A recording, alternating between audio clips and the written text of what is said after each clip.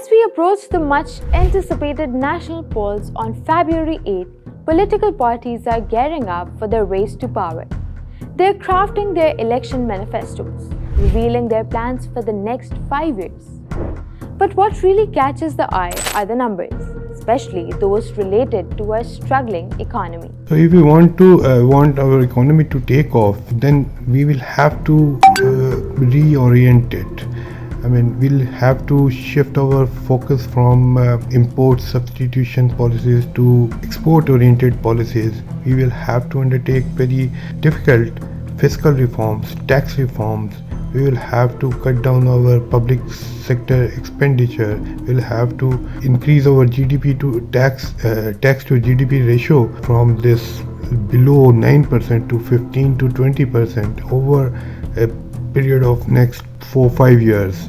And we will have to increase our productivity, industrial productivity, our agriculture productivity, and create surplus for exports. We need to boost our exports to $100 billion in next 4-5 years, 6 years, 7 years time period.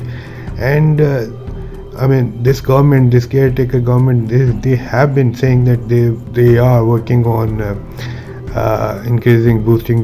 boosting exports to $100 billion in next 5 years. But there is no evidence that to support they are implementing anything. These are the kind of policies, or these are the kind of decisions that the next government, the elected government, will have to take, and they will not have much time, but they will not have any other option.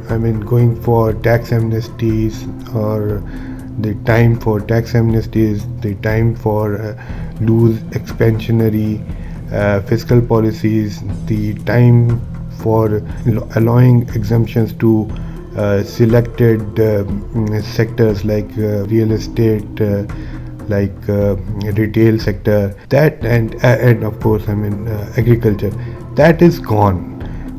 If we want to put Pakistan back on growth trajectory, we will need take unpopular decisions, and we need to prepare the people and the business community as well about that.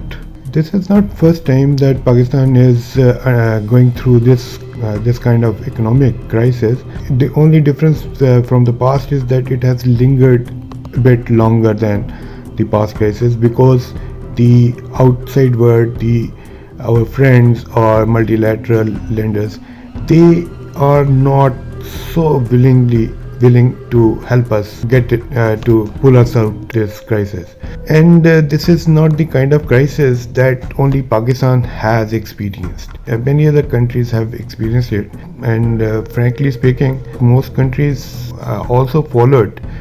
Once the crisis comes, they've also followed similar quick fixes, shortcuts to get out of it. Only a few, very few, you can count it on your fingers, that undertook the reforms that were needed, who made some very difficult decisions, and they are now on a high growth trajectory.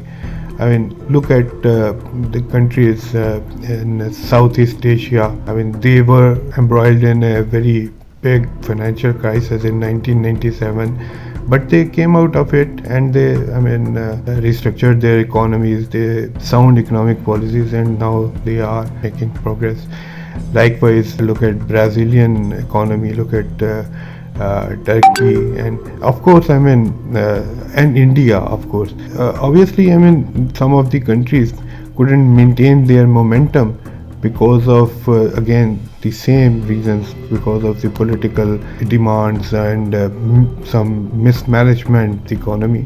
But some have been on the path of sustainable recovery, and they have been on finally growing, and growing very fast. Look at for example, in 1991 nobody expected India to become the third largest economy of the world, in 30 years.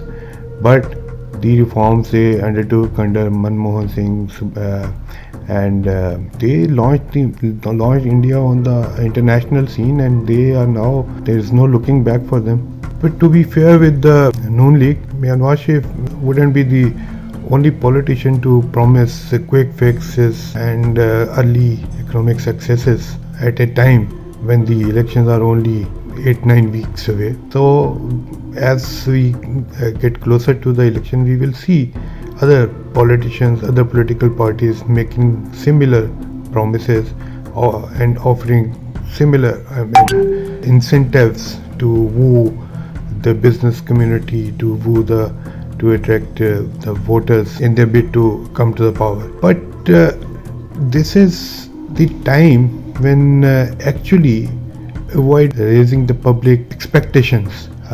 It is the time they should be telling the people how difficult situation is and how difficult it is going to get out of it, and they should tell the people what actually is needed to be done for long-term recovery, for sustainable growth, for creating jobs that will sustain, for creating a prosperity that will sustain. Recently, Mr. Martin Rezer, who is the Senior Vice President for South Asia at the World Bank, interacted with senior journalists in Islamabad. During his talk, he explicitly warned Pakistan's political and business elites as well as the powers that be to avoid the temptation of finding shortcuts to economic recovery, economic growth. The crux of his whole talk was focus on the bigger picture issues, implement reforms if you want long-term and sustainable recovery. Around the same time, Nawaz Sharif, the Qaeda of the PMLN party, which is now believed to have the support of the military establishment and which is built to emerge as the single largest party in the elections. He had meetings with businessmen in Sialkot and Lahore, where he dropped some hints about the economic strategy his party is going to pursue if they come into power, if they are elected and form the government.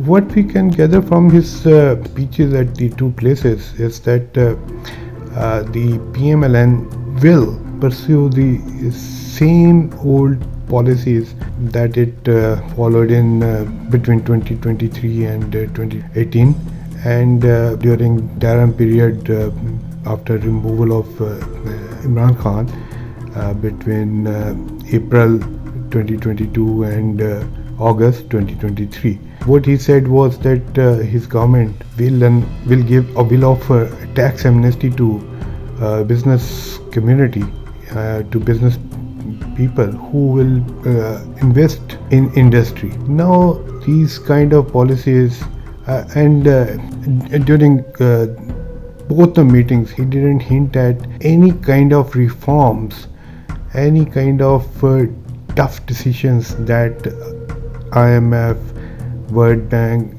independent economists have been suggesting to restructure the economy to avoid such crises in future. Whatever he said was quite the opposite of what Mr. Rezer or what the IMF has been suggesting or saying in the past.